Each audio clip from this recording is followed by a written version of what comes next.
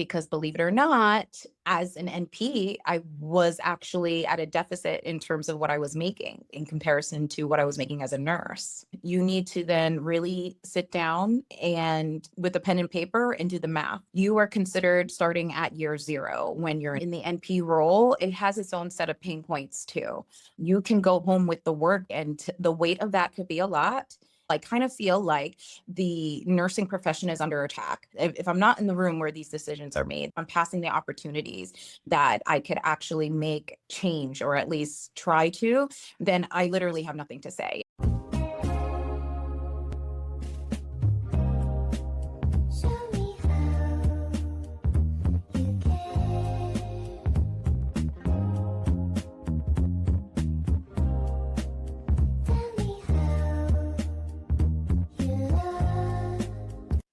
Welcome back to the Nomadic Nurse Podcast. And here we are doing something a little different. We are doing an online option because we have an amazing guest, Debora Bolan. We're chatting all the way from Georgia. This is Canada and US talking, and we're working synergistically. Thank you so much, Debora, for hopping on to the podcast. We're so honored to have you here.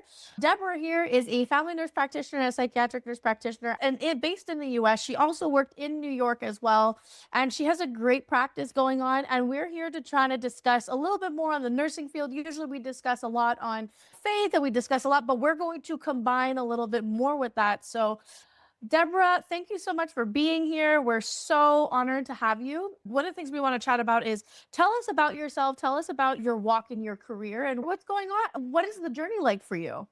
Sure. If you looked at my resume, you would think I'm a ping pong ball because of the way that I bounce between different things. But I started my career, I can't believe it, about 15 years ago this year. And it's been quite a journey. I started out as a float med-surg tele nurse and then moved forward in my career in terms of ICU, gaining ICU experience, cath lab experience, EP. I've done so much in the cardiology realm. And when I graduated as a family nurse practitioner, after I think about 5 or 6 years of practicing, I was a cardiology nurse practitioner. In the middle of all of that, I became very, how can I say, I burned out pretty quick, I should say, or I became a little more aware about how the business side of healthcare worked when I went into the role of being a nurse practitioner.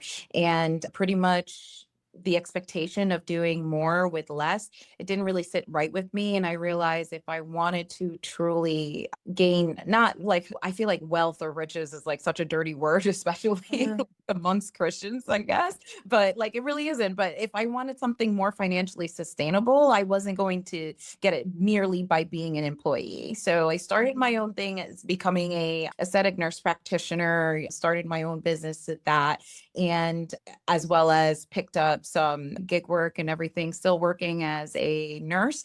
And then in the middle of all of that, COVID, when it was mixed in there, and like many nurses, nurse practitioners, anyone in the medical field during that time became very burnt out very quickly, unfortunately, and had to take a step away from that side. And then I went into, for a little bit, had a remote job. I know that most people, for them, working remotely is living the dream, but I realized something about myself is that I'm a very social person. And when I worked remotely, it actually started to actually make me depressed because of the isolation that I experienced during that time. Unlike most people that are working in the remote field, I actually went back to bedside recently. Now I'm like a year and a half in after doing that. And I've never been happier, believe it or not. There are not that many people that could say that about being at the bedside now, but Well, we need people at the bedside.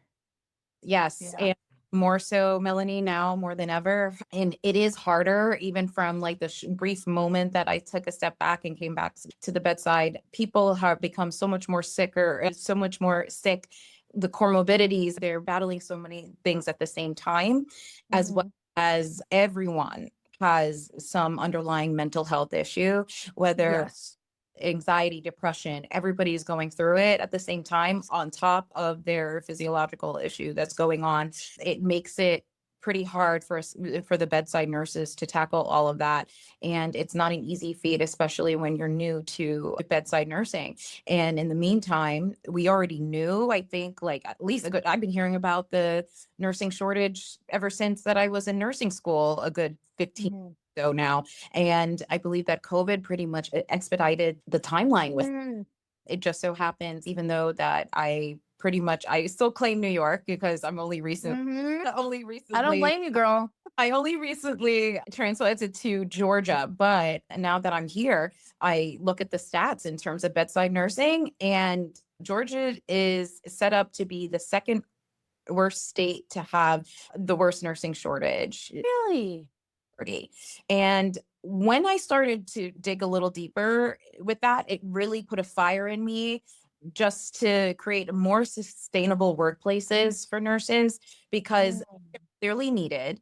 And I don't know what's been going on lately for the past couple of months, ever since last year, where in general, I kind of feel like the nursing profession is under attack, which for some people, it's typical, like in mental health, the fight or flight thing. We hear about it all the time, right? You're either going to stay and fight or you're going to leave. And ever since COVID and with everything going on, a lot of people aren't willing to deal with it anymore. And I understand, Mhm. but at the same time, we're going to head into a pretty dire crisis. And in general, nationwide, in terms of the statistics, about like 40% of the nursing workforce is going to be gone, whether by leaving willingly or because of retirement. These numbers have been climbing over the past couple of years, and it's expedited because of the fact that COVID became a thing and burnout is becoming such an issue in nursing.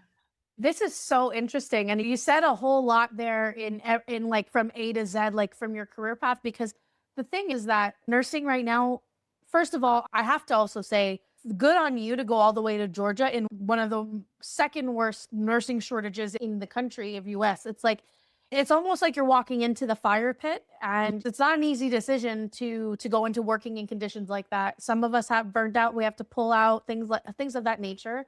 And I congratulate you on that. As long as you are staying healthy and in your best mindset, of course, I think that is like, if you can take on the heat, do it, but do it with intention and care. And I think you seem like, you look like you're doing great in your new life in Georgia. I think it's wonderful. And just to confirm, I remember we talked like you're a little bit further out from Atlanta, if I'm not mistaken. Yeah, I'm in North Georgia, but Yeah. I kind of feel like everything, like when you reach a certain, I think if you're within an hour of Georgia, everyone just, I mean, Atlanta, everyone counts it as Atlanta, but So I've heard a too, little but bit we're all the away. same. We're all the same. It's like, oh yeah, I live like in Jersey, and it's like, and people say like, oh yeah, I'm just like, I'm near New York City. Like, it's like, Yeah, and it's not the I same.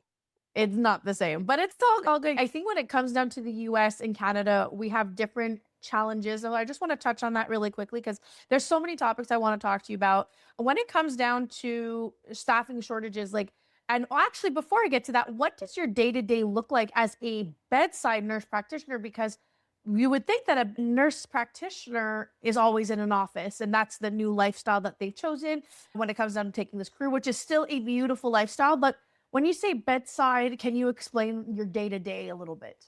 Yes, I'll tell you that I'm not in a traditional role as a nurse practitioner. I'm actually not practicing as a clinician right now, but I bridged off into a leadership role in the current Mhm. hospital system I'm working right now.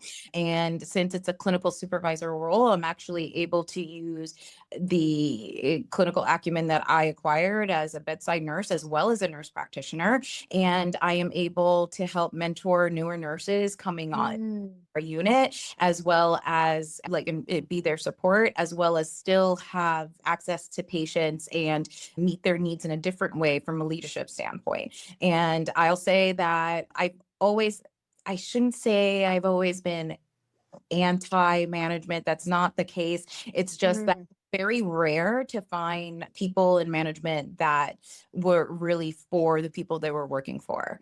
And I kind of feel like they were always the talking heads of the organization and never really like they would just listen to our concerns, but not really hear it and make changes that were actually sustainable. And so in this role, I've been really active in terms of trying to be different from what I've seen in the past. And I'm blessed to be in an institution where I'm working with great staff that like don't make I shouldn't say they make it easy, but like they challenge me in the right ways, and Mhm. they're just awesome and a pleasure to lead, as well as the management that I work with. They are just overwhelmingly supportive, and it's not something Mhm. in other places.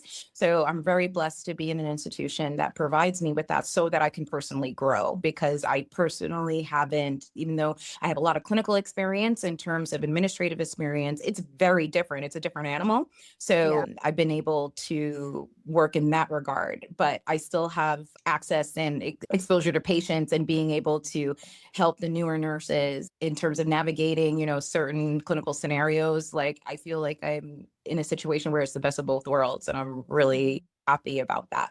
That's amazing that you like it's hard to be in a management role, and I've been in a management role in the past, and I was blessed as well with the challenges, with the positive challenges and the amazing staff that I worked with. If you had a perfect work environment like that, I think it's as much as it feels very good, I find the fact that you're challenged definitely builds resilience and educates you as well. So I think the fact that you're of course like you have a staff that challenges you in a positive way, that's a great way to look at it.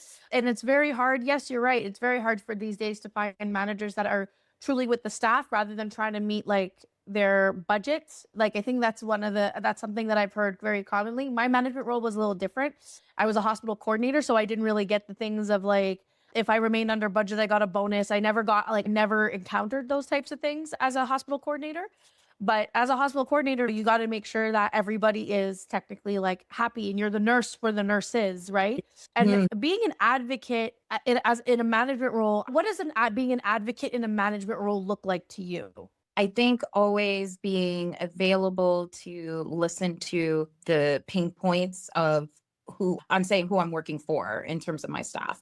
I see myself as being for them, and then taking it up the chain of command in terms of being very vocal during leadership meetings and being a participant in any sort of thing where I get FaceTime with the higher ups, or at least being in the room where these decisions are being made. Because Mhm. us, like, I came to the point, and I would say, like, even from the very beginning when this was first proposed to me as a possibility for an avenue for me to go there, my husband's, you're always talking about maybe this can be done this way, XYZ. Why won't you just be in a position where you could actually make that change? And I've always had a negative way of thinking about roles like this. Uh, Mhm. and I finally got to the point where it's just like, if I'm not in the room where these decisions are made, then I literally have Mm. I'm passing the opportunities that I could actually make change, or at least try to, then I literally have nothing to say. It's like having a whole lot to say politically, but not voting. You know what I mean? It's kind of or I see it as the same way. It's such a good way to see it that way because, we tend to have a lot of talk. And then sometimes when it comes down to the time when we're meant to talk, it's either we're afraid because we'll get fired or we're afraid because, you know what I mean? And I understand that fear of healthcare professionals.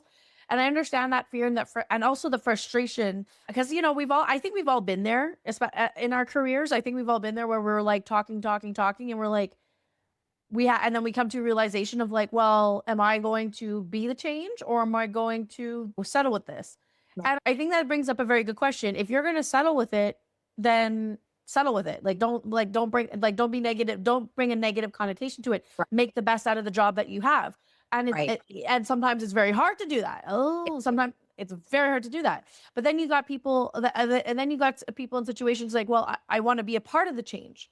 And that's a beautiful thing to want to be a part of the change, but the challenges that comes with how would you describe those challenges of dealing with being a part of the change and being heard in an environment that you've been I don't want to say we've been talking necessarily bad about, but we've been complaining about. Like, and listen, I've been there, girl. I think we've all been there. And it's like, how do you go in there with an open mindset, unbiased, removing everything from the front and come in and be like, and change your perspective or change how you're going to speak in that moment to make the change?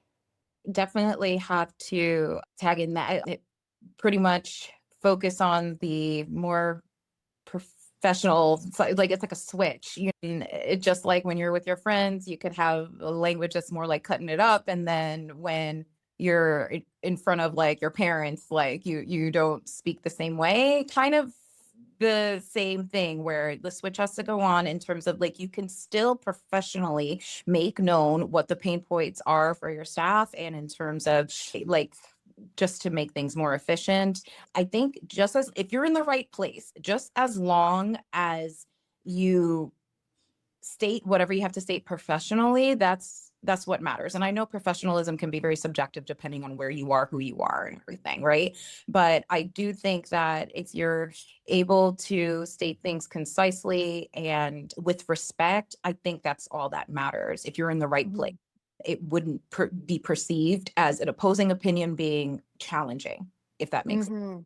If you're I think that makes a lot of sense because it's almost like, and again, I know I've been through that, and it's when you're in a management role, when you get into a management role after being in bedside for so long, and you're like, oh, I'm going to be a part of the change, and I'm going to be for the nurses, and then next thing you know, you realize it's like it doesn't look like the way you thought it was going to look, even though you're like, I'm blessed to be in this role, I'm so happy to be in this role. You realize that you're like, wait a second, this I can't do it the way I thought I was going to do it.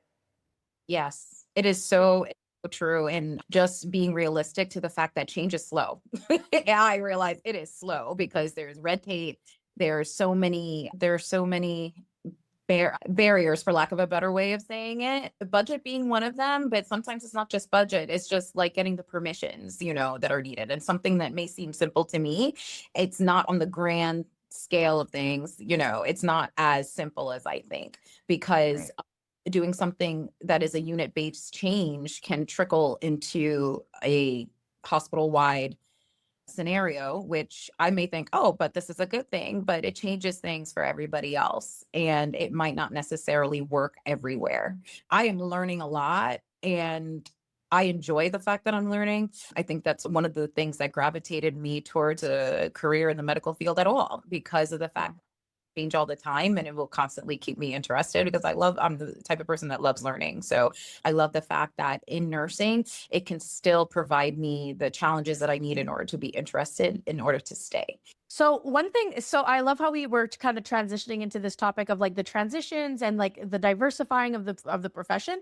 So what are if you can remember or list or what not, so you told me you did telemetry and cardio, you did med surge. Can you give us a little bit of a rundown of the things that you've done in your career, a little bit more in depth? And what was the most surprisingly interesting things that you've done in your career? At the beginning, I didn't really know for sure that I wanted to be in the cardiology specialty. It was kind of given to me because I worked in the same hospital as my mother, who was a telemetry technician at the time. So they were like, okay, so she probably already has this interest, so that they already put me in a situation where I was floating to the telemetry units in the hospital. And I was part of a program at the time when I first started out, where they decided that new grad nurses would be part of the float pool, which is abnormal in most places. They want you to have at least a year or two of experience most of the time. But it actually worked out in my favor, because very early on in my career, I learned to adapt as like very easily. Whereas I think nurses that start out in one unit, they are just like stuck to that unit's rules and ways of going. So I think I learned adaptability very early on in my career, which served me very well moving forward. And then after that, like I've always wanted to challenge myself. So next step, I was able in this role as a float nurse to be able to figure out, okay, which is the place that I liked the most in terms of units. So I ended up picking the cardiothoracic step down unit. And Mhm. after cardiothoracic step down, then I moved to a different hospital to gain experience in the ICU. And that was a mix of, I had both step down and a coronary care ICU, as well as medical ICU experience during that time. Started to get a little interested in the possibility of being a travel nurse. And Mhm. always want to make smart decisions in that regard. I'm like, okay, I have ICU experience, but I know that cath lab travel nurses, they can make bank. So I really wanted that experience to go off of. So I was able to get into the cath lab, gain that experience. And then I was kind of in there for a while and then decided to go back to P school. And yet again, the opportunity kind of like fell in my lap in terms of becoming a cardiology NP because of the significant cardiology experience I've had as a nurse. But like I said, very early on, I started out in 2019. The next year was COVID. Things were kind of crazy. It was an interesting time to even just start my NP career at all. It had to be very fluid, and that adaptability that I learned very early on in my career, I had to trigger that in the NP role also, because even though I was a cardiology NP, I also had to be internal medicine during that time and did all of that because it was all hands on deck during that time. And I still made myself available to RN roles, picked up some 1099 contract gig work because, believe it or not, as an NP, I was actually at a deficit in terms of what I was making in comparison to what I was making as a nurse. As a travel nurse or as a nurse as a staff nurse? As a staff nurse, yeah. Really? So I still had I still had some contracts that I was doing as an RN because they actually outpaid the NP role that I was working in. Yeah, This it's was in still New York, right? so it's still, I think that something that nurses need to be very much aware of is that when you reach a certain amount of experience as a nurse, you need to then really sit down and with a pen and paper and do the math in terms of, does it make sense financially for me to be an NP? Not that I'm saying I would never tell someone to not go for the highest in terms of their certifications and in terms of their education, because like I said, I'm a lifelong learner, love learning. However, sometimes, especially if you're not paying out of pocket for your education, sometimes it doesn't match in terms of how much you're going to be getting paid on the back end when you finish getting that degree. Wow. It's funny because I've heard that a little bit in Canada. I did hear that. I did have this discussion with some NPs in Canada, and they're like, I should have just like, some of them say financially speaking, very specifically, we're talking money here. And I think, guys, I want to make it all clear, guys, it's very okay to have financial conversations. I think it's important. We're supposed to be fruitful and multiply. And I think when we talk, we shouldn't be so scared. I agree with you. Like when we talk about like those words that you mentioned before of like wealth or like build like money and whatnot, like it's currency at the end of the day, right? And it's like it, yes, as long as we don't make it an idol in our lives, like we're not like we, I think it's fair to want more for ourselves. And as long as Yes, it's to, and then come the Christian coming out of me, as long as it's there to serve God and serve the community in the way that we should, which absolutely. we'll definitely touch on. And it's like, but the thing that as an NP, as a nurse, I'm looking into NP school. I'm actively looking, and you're right. You couldn't have said something more correct. You have to sit down, do the math, and realize how much is it financially worth it. And when I looked on, like in Quebec, in Canada, we have unions, right? So it's government run, and our pay scale it's public. And we can see on, if we go to each union, we can see how much a nurse is paid based on their echelon, how many years they've worked, and all that stuff. And everyone should be get generally the same outside of when you get premiums in certain departments or whatnot.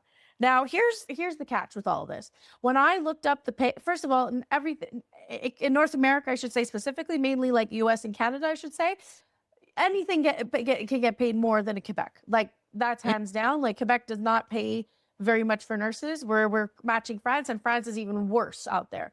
Now, the thing is that when we come in NP, I was showing NPs in another province how much NPs in Quebec make, and they were like, I would never do it for that money. And and you have to be on. You have to be honest. Like, you know what? Like, you're paying for a license. You have a heavy duty responsibility, Yes, and you have to justify, does this responsibility match the love of the job, and does it match the compensation? I think that's yeah. fair to ask. I think that's a fair question. And what are some big recommendations that you say to nurses that are that are considering NP school, with in addition to what you just said, is there anything else that you would add on to that when people are considering NP school? I would say other than the like do the math part in terms of is it really financially sustainable to you? Because some people are willing to take the financial hit for a couple of years when they're in the learning phase, because you need to understand, to an employer, you are considered starting at year zero when you're an Mhm. starting out. They don't care about, you could have 20 years of nursing experience behind you. I guess every employer is different, but in my experience, let me give you an example. I went for a postmaster's as a psychiatric nurse practitioner, and I'm not working in that role right now. And a majority of the interviews that I've been on, they were all like, you know what, you sound great, but I'm sorry, you don't have official psych experience.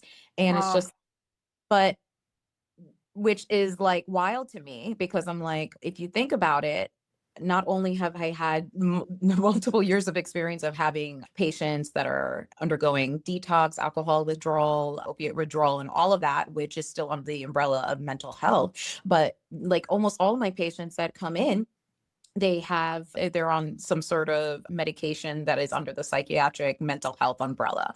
So like I said, like comorbidity is not just mental, it's physiological as well as mental health, but yet in their eyes, on paper, I didn't have the experience, so therefore wasn't hired. You can run into that issue. You need to also, mm, talking about it, you also need to understand in terms of where you live, is the market oversaturated? Because I think overall, especially when we listen to recruiters from schools, they are so quick to be like, there's a shortage, we need to fill it, and you'll be great, which is fine. And it is legitimate. However, it really also depends on where you live. When you live closer to cities, it's going to be a lot more oversaturated in comparison to rural hospitals or rural offices, which may be able to pay a little bit more of a premium just to get you through the door, because of the fact that a lot of people don't want to even live in those areas, but the need is definitely there. So they're willing to take the cut in terms of your lack of experience just so that they have someone there,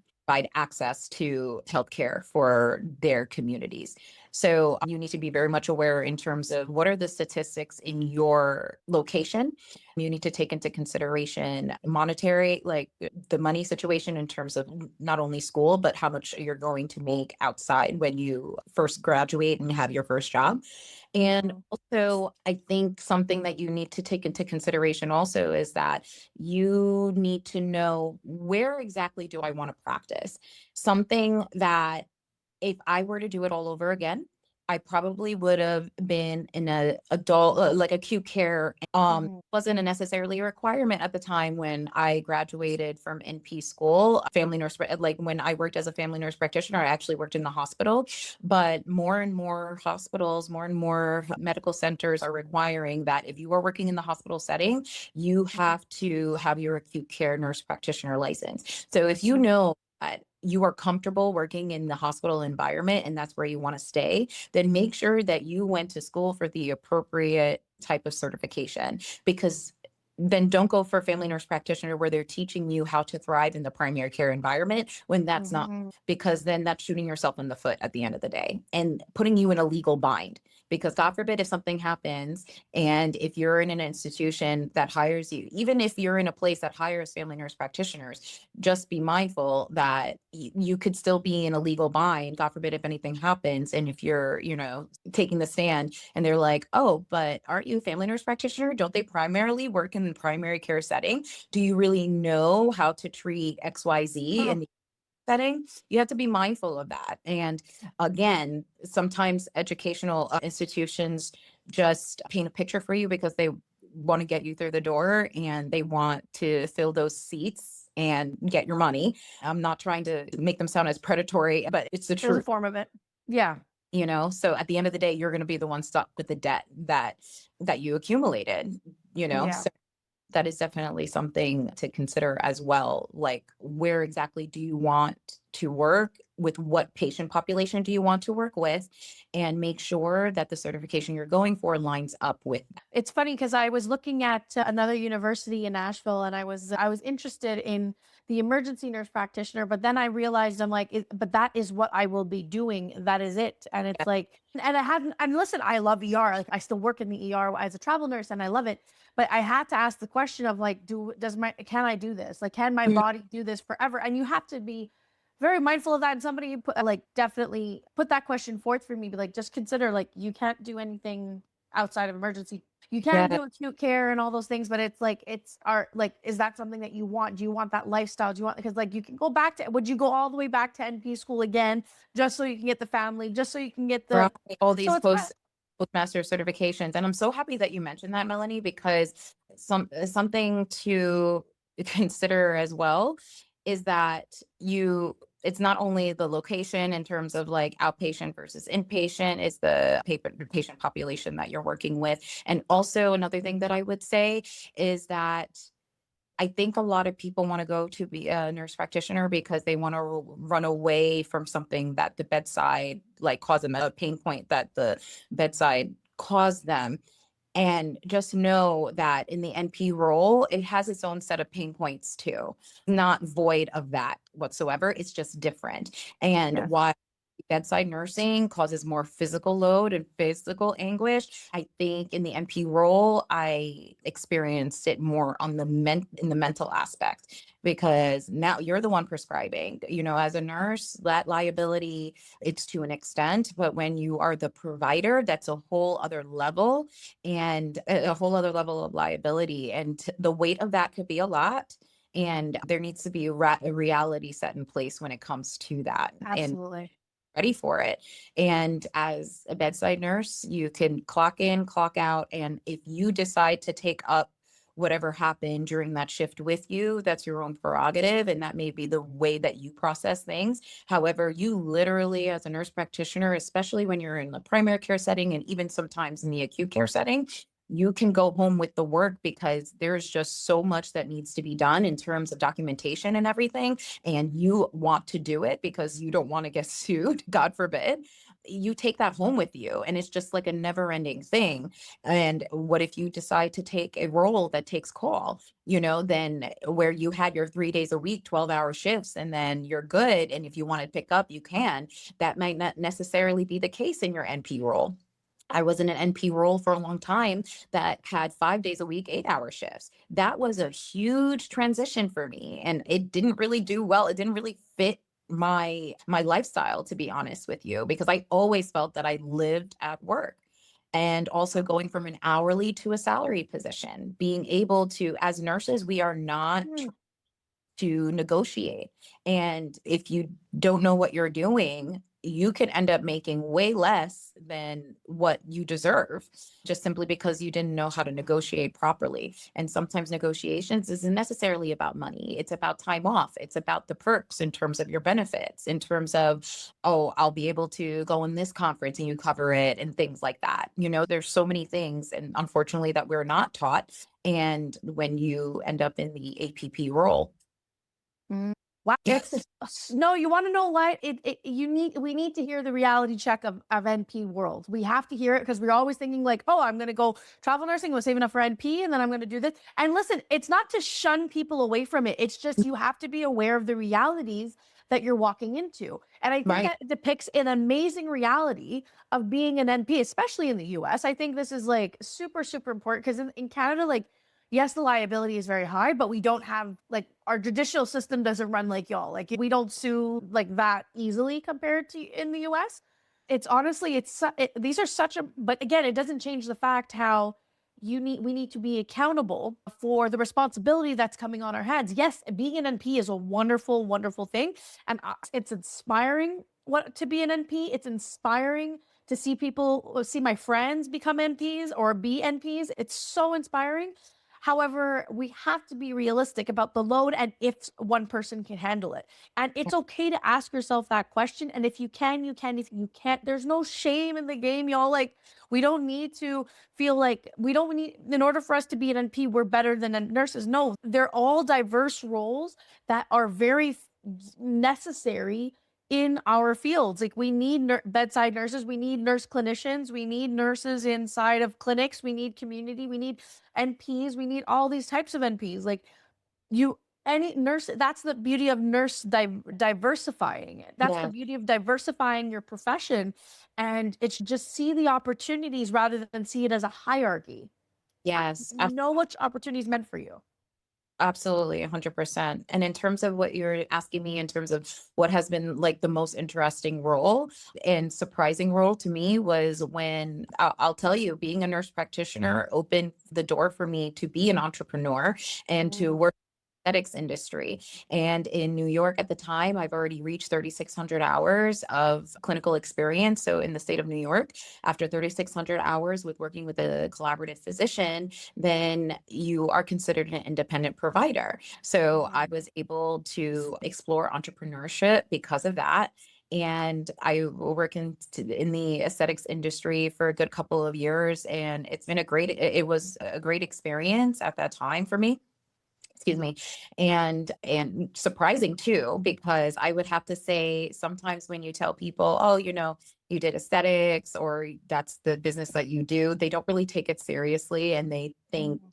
of it, they talk about hierarchy in comparison to other specialties. They don't take it seriously, they really don't. Right. So like they truly don't think that it counts. However, I can't even tell you how much, if you're doing it right, if you're doing your assessment correctly of your patient, because assessment, like just because it's aesthetics doesn't mean that you're void of doing an actual, if you do it the right way, you actually do assessments. You actually need to know your anatomy, physiology of the face, how it works in different layers in terms of vascular, like my cardiology experience. I was actually able to use it in terms of, because I was familiar Mm. with vasculature, and I was able to tie that to that world. And I had no idea how scientific aesthetics was until I worked in it, and I thoroughly enjoyed it. And then it led into more of a love for like even just regular medical dermatology as well, and how it could be life changing for people. It's not necessarily just cosmetic, but just the way that it makes people feel when, like the teenager that had breakouts, you're able to get that under control. So they gain this confidence and they're able to feel confident enough to like, ask that person out that they've wanted to, and, just feel great about themselves. Like there's nothing like that, So I have to say, in terms of all the roles that I've done, that's one of the most surprising ones. And then the role that I'm in now, that has been most surprising as well. Oh yeah, that the role that you have right now, it's like I would if I were in your shoes, I would love it too. Because when I was hospital coordinator, I loved advocating for my staff. I loved it. The people that worked with me, I should say, because we can't work without them. Like the Mhm. team on the floor was just so vital, and I loved working. I loved calling the director on call, or the DPS as we call it here, the doctor that would be in charge of the entire hospital when everyone was gone. I loved calling him, be like, we have a problem and here's my solution. And like I would come with all these solutions, and they're like, okay, great, come up. Like it was probably I actually was able to activate a lot of my business mentality in Mhm. that role as a hospital manager, because I had to sell them up. Like I had to sell them something. Listen, this is what's going on. This is the perspective I need you to get, and we need XYZ. Agree to, or disagree, and then Yeah. we kind of work around that. And it was just I gave it up because I God called me onto a different path, and that's fine. But that was one of the jobs that I absolutely loved. It was a leadership role. It was mentally very draining, but it didn't it was such a healthy challenge for me, and I Mhm. absolutely loved it. But do want to touch on there's one thing I want to talk about before we end. I wanted to talk about how what is it like to be a woman of God in faith in Christianity, and being in your role, and what does that day to day look like to you? Because we have discussed that you are a Christian and I'm a Christian as well, and I think that it's important that we open the floor to talking about faith, because Mhm. we are our goal as people, as women of God, is to serve. And it's to serve everybody, not Yeah. just Christians, everybody.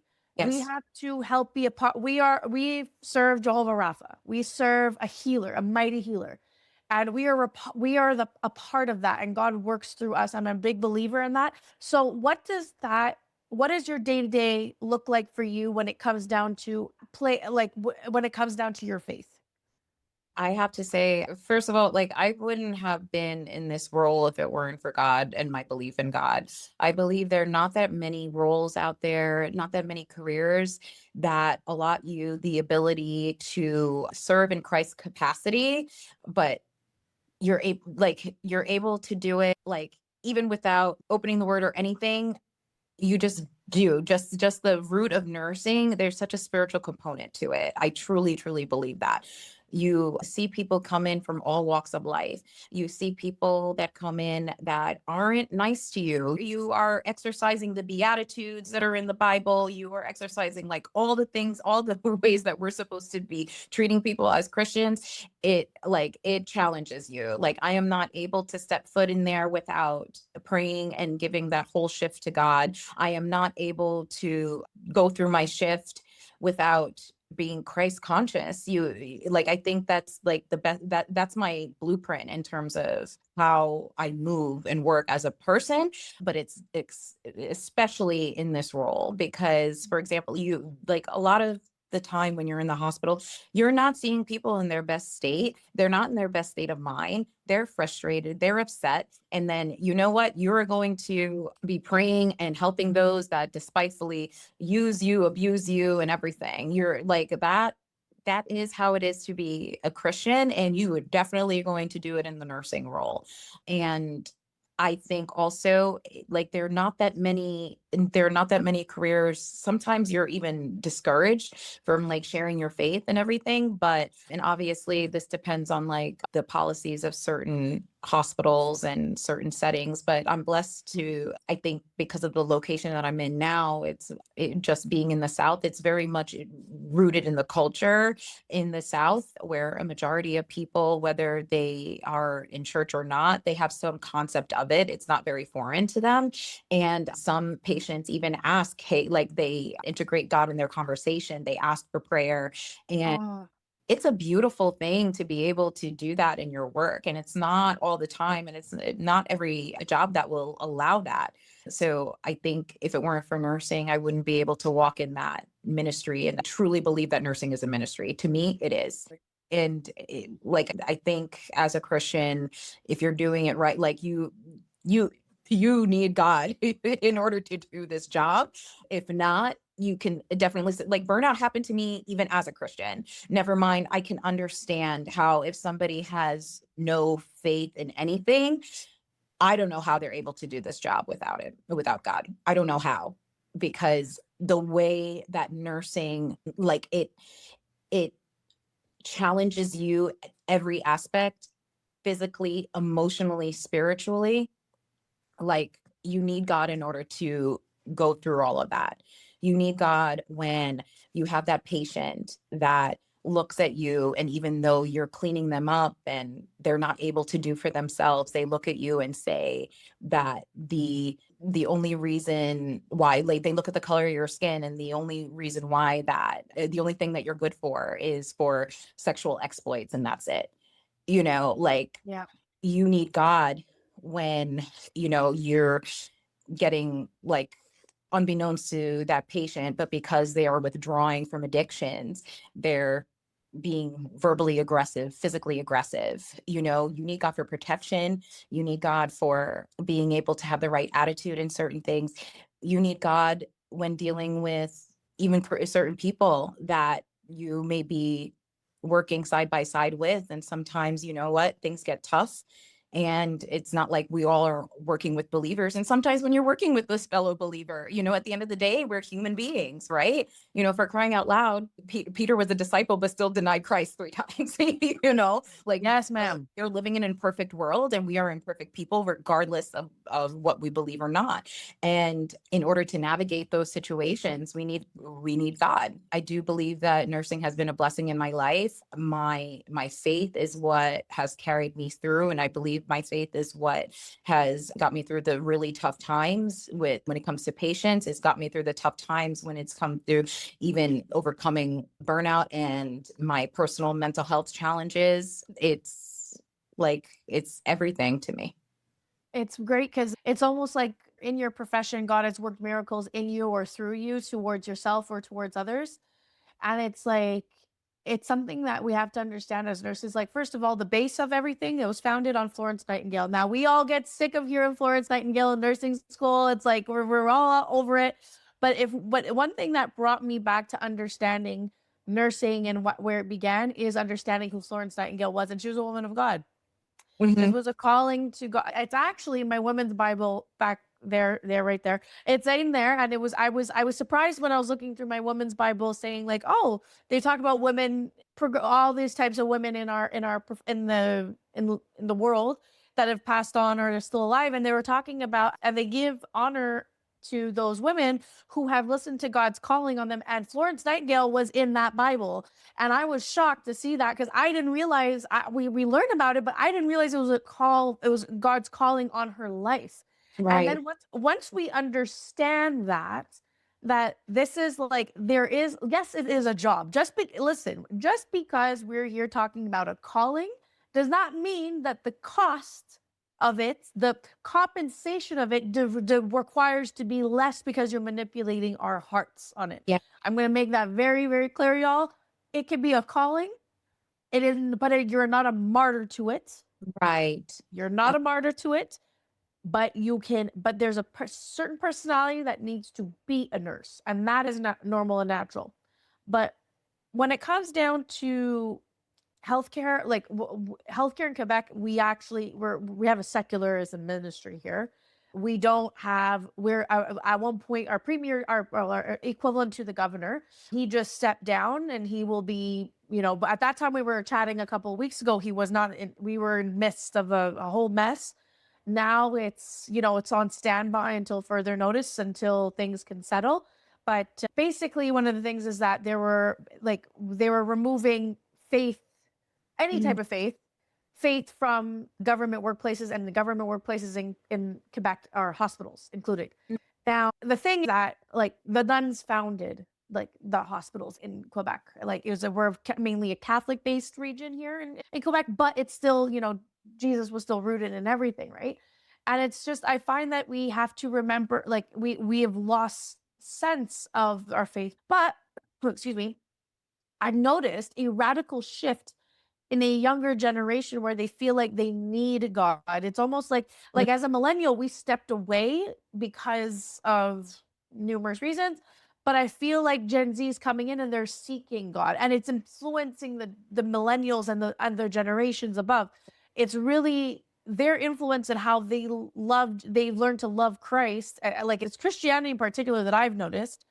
People are moving towards their faith. And as a new grad or a nursing student that is intrigued in faith, and also who's in the nursing program or a healthcare based program, what recommendations would you make as they're going through not just conflict in nursing school, but also challenges growing in the faith, natural challenges? I would say make your communication with God as consistent as possible. And I'll be the first person to say I was born and raised in the church. There was a time that during my time of like burnout, and I was dealing with my own thing with God, where pretty much being a bratty king's kid, if that makes sense. So like I was just like, God, you were supposed to do it this way and you didn't do it. And like a bratty, spoiled child, I was upset with God for a good couple of years because of that.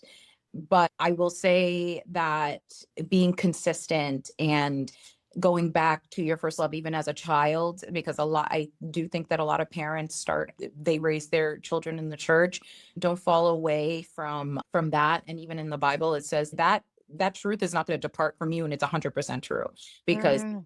I was falling away from God for a time. I promise you, I knew the times that God was reaching out to me. If I were to tell you that God reached out to me through a patient that didn't even have the same belief system as me, and Mm. I saw her consistency and her dedication, it was just like jaw dropping to me. I was just like, wow, like even at my best, I didn't have that dedication to God as she does. And I need to fix that about myself. And when you're consistent and when you have that true relationship, I think that just like relationships, you have your good days and your bad days, but still you come out at the end and you're like, there's no way that I could be without this person. It's the same type of thing when it comes to you and God. And if anything, I would say that's the first and foremost relationship that should be like that, because every other type of relationship that you're going to have in life is going to be based on how well and how well you and God jive, to be honest with you. Hands down. That's a beautiful answer, because at the end of the day, like, even though through our challenges, even though we kind of, us falling in our own understanding delays us, he will always still use whatever you fell in away when you fell away from him. He'll always use it for his glory at the end of the day. And that's what I definitely see in you. One thing before we end off, I'm not sure if I noticed this as we were chatting, but like like I would see your name and stuff, but now I'm like, have your face, and then on Zoom we could see your name, and I'm looking and I'm like, her name is Debora. She's obviously named after Deborah, one of the judges in the book of Judges, which is evident. She was a righteous judge, and she was one of the most honorable judges that we loved for Israel. But one of the things that I want to make sure is that I'm not sure if you know what your last name means. Your last name in Plan? French. Beautiful plan. Exactly. Beau plan means beautiful plan. And I have to say that God has a beautiful plan on your life, has had a beautiful plan on your life. And, I hope you embrace that. And it seems like you have embraced it all your years. But I'll definitely say, like, you really represent the actual core of your name. Deborah, being a righteous judge in the role that you're in right now, as in the leadership role, which couldn't make more sense and be more fitting. And bold plan for you, because you have such a beautiful plan that was in the past, that's bringing you to where you are today, and that's bringing you to somewhere tomorrow, and it's all led by God. So I had to share that with you. It was really, at one point I was just like, I was like, oh my God, it was a revelation. Yeah.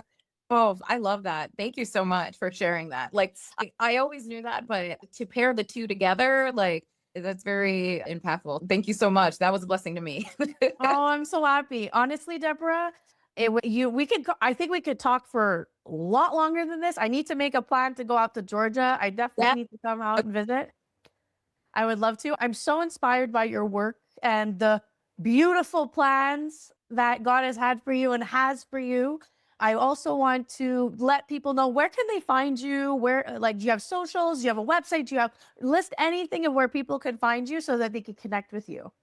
I am working on my website for my business, Vital Shift Solutions, this LLC, that I jumped back into entrepreneurship again, because like I mentioned before, nursing workforce sustainability is very near dear to my heart, because I want nurses that do decide to stay at the bedside to be empowered and not be burnt out to the point that they just leave in droves. So in the midst of working that out so that I have an official website, more to come soon, but you can find me on LinkedIn under the same name, Debora, Deborah, Bolan, Beauplan.